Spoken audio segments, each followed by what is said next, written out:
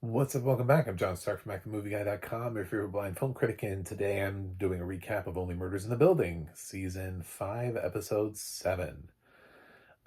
We are getting closer to knowing who the killer or killers are. Is it possible that our people were killed by two different people? I'm starting to think that. I'm starting to think that's a very real possibility. So, and I'll explain in a hot second as I have slightly more clues after this episode. And we're still, I think, 3 episodes away from the finale. So, uh, in this episode, the guest stars are back. We have Christoph Waltz, Renee Zellweger, Logan Lerman, and also we have Keegan-Michael Key, who pops in for a hot second. And then whoever's playing his assistant this season, which that could be a role. I mean, last season I didn't predict the killer because they had all of these like bigger stars and it ended up being somebody who wasn't really a big star. So it was very much like a distraction. I don't think they'd do that 2 seasons in a row, but maybe they would. So um, it starts off with them. It starts off with a flash forward, which is Oliver running and screaming for help. The episode is called Silver Alert, and he's running up to some rich people with their horses. And then we cut back and we see how it's, they are trying to figure out what to do now that they know that they're being catfished by Bash. And we hear, opening narration from Bash, from Christoph Waltz, and about his thing. He has this kid who is like ready to be in a horror movie. Creepy. It's kind of amazing. Uh I love when he's just standing in the pool. I know this is a jump ahead, but like the note was he's literally like the kid is supposed to be standing, supposed to be is swimming in the pool, and he's just standing in the pool, like in the center of the pool. Like, so weird. Um, so they decide to go out to Bash is doing something out at his place. They're going to go confront them. And since they can't talk about them on the podcast, because after talking to the mayor who shows up to supposedly guest on the pod, um, and he sends his assistant away to get coffee so that he's not, because his assistant is actually like a plant, Bash's plant, to look after him. And it's not until the assistant runs away that he tells them, like, oh yeah, if you're thinking about it, it's Bash. Like, and he explains, like, I was never going to win mayor. And then suddenly, because all of the other mayoral candidates were funded by other wealthy people, and then Bash backed me, and then suddenly I became mayor, and I didn't realize that meant that I now owe him everything, and now I've spent my entire term doing only what he wants, and I'm hoping to get reelected so that I can finally make good on some of my campaign promises. And so he's pretty sure that whatever, that if they think it's Bash, then it's Bash. So they go out to this place, and it's basically they're just having game night. And Oliver doesn't want to go because he thinks it's dangerous, and he's worried because now he has Loretta, and he doesn't want to lose Loretta. And there's a interesting moment because he loses cell reception and while he's texting Loretta, which is why there's a silver alert, because she's worried that he went missing while they're investigating, and so she puts a silver alert out for him. Um, but they go into the Bash's house, and they're literally just doing a game night. And the game night is because they're trying to uh, win something. Like, this is how they win. So they're playing all these different games, like Operation, Monopoly, and just all these random board games. And it's kind of weird. Mabel thinks it's weird. And there's this trophy that they have to make it look even more legit. They have this trophy that's there. But so they play, they decide they want to stay and play. first they break off, they do that thing where like the same people talk to, so it's like Steve Martin goes to talk to Christoph Waltz, Martin with um Renee Zellweger, and uh Selena Gomez goes to talk with Logan Lerman. I can't remember. I know, obviously I know Charles, Oliver, and Mabel. I can't remember the other names.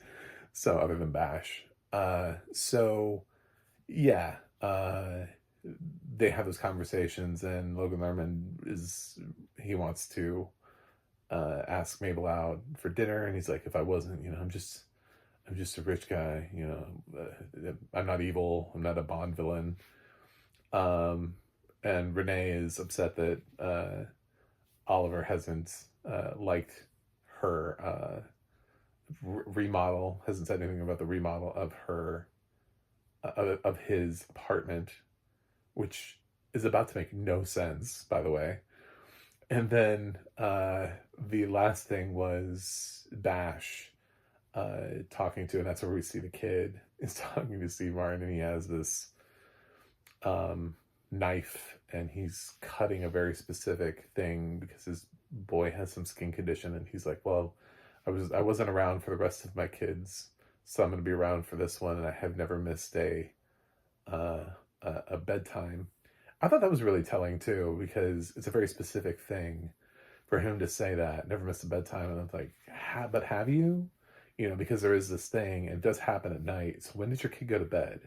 It makes it's kind of intriguing, but I think the kid sleeps in the cellar because he tells him to go to the cellar. So weird. I feel like there could be like a whole Bash spinoff, and we could learn all of the oddities about Bash. But when they all get back together, Mabel says that they should play them for clues because they haven't really answered anything.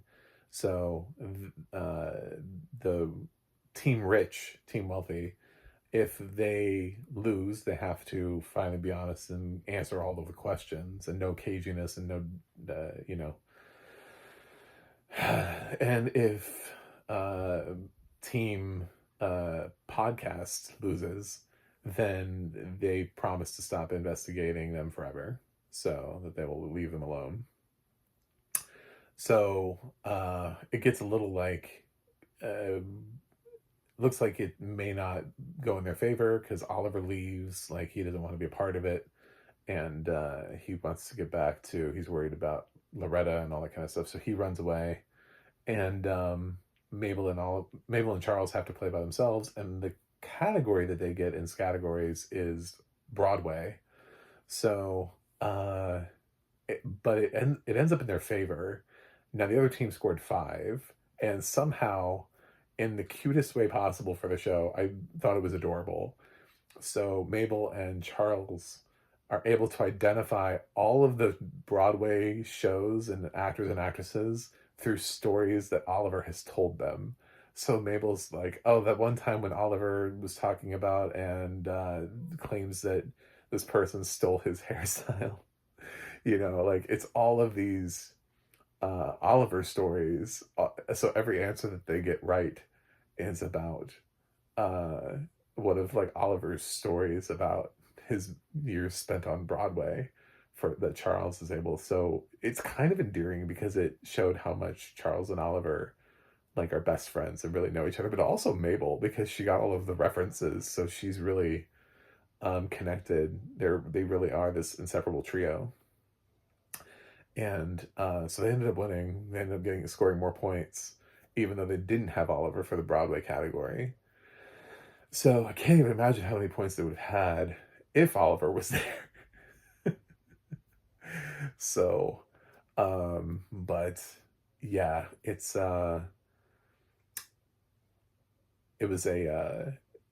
was cute to watch them do that. Anyway, Oliver, and then we finally get to the point where Oliver catches up to the people, runs up to them, and they're on the horse, and they think he's like escaped from a nursing home or something like that, and he's crazy, and he's got these boots on, and he's saying things that sound insane when you take them out of context. And so they're gonna like take him in, get him some help because he's the Silver Alert. But then Oliver realizes that he left his friends back with potential murderers. So then he tries to find a way back. He doesn't take the horse because he thinks it's like a demon. There's also the cute gag with the kid that's trying to make a shiv, that's trying to whittle a shiv. Um, it's creepy. It has some Deliverance vibes there, but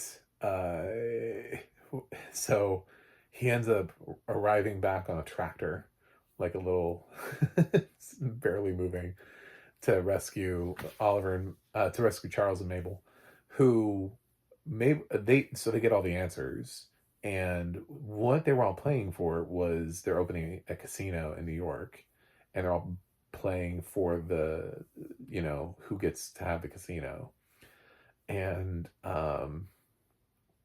so Mabel figures out that the trophy is unnecessary, so she takes a risk and she shatters it, and inside is the finger that was taken out of his fridge. So they have the part of the finger again, which has got to not be looking good at this point. This has got to be pretty soon. It's not really going to be usable, guys. I don't think we're refrigerating it. So yeah, she.